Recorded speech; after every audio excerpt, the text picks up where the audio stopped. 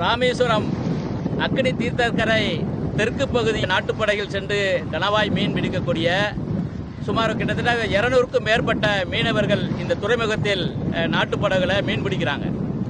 Season நேரங்களில் இன்னும் ஒரு 300க்கும் மேற்பட்ட மீனவர்கள் பல பகுதிகளிலிருந்து இந்த துறைமுகத்தில் ஆங்கர் போட்டு பணி செய்யக்கூடிய தொழில் செய்யக்கூடிய இந்த மீனவர்கள் வாழ்வாதாரம் பாதிக்கிற மாதிரி சமீபத்தில் இங்கே கட்டுமான பணியில், அதாவது கடற்கரை ஓரத்தில் அந்த படித்துறை கட்டுமான பணி செய்யக்கூடிய நிறுவனம் என்பது சமீபத்தில் அந்த கடல் மண்ணில் எடுத்து அந்த கட்டுமான பணிக்கு பயன்படுத்துகிறாங்க என்று இந்த செய்தி வந்துச்சு. ஆனால் மாவட்ட நிர்வாகம் தமிழக அரசு அது மீது நடவடிக்கை எடுத்தாங்களா என்னன்னு தெரியல.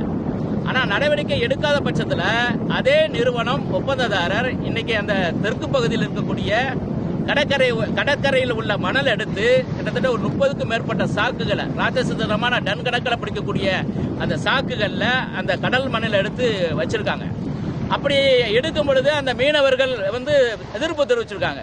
நாங்கள் காலகாலமாக இந்த பகுதியில் இருந்து மீன் பிடிக்கக்கூடிய இந்த பகுதியில் நீங்கள் கடல் மண்ணில் எடுத்தீங்கன்னா கடல் நீர் எங்கள் குடிசுகளில் உள்ள புகுந்து எங்கள் குடியிருப்புகளில் உள்ள புகுந்து நாங்கள் தொழில் பார்க்க முடியாது, எனவே இங்கே எடுக்கக்கூடாது எதிர்ப்பு தெரிவித்ததுக்கு பிறகு அந்த அள்ளப்பட்ட மண்ணை அங்கேயே வச்சுட்டு போயிருக்காங்க.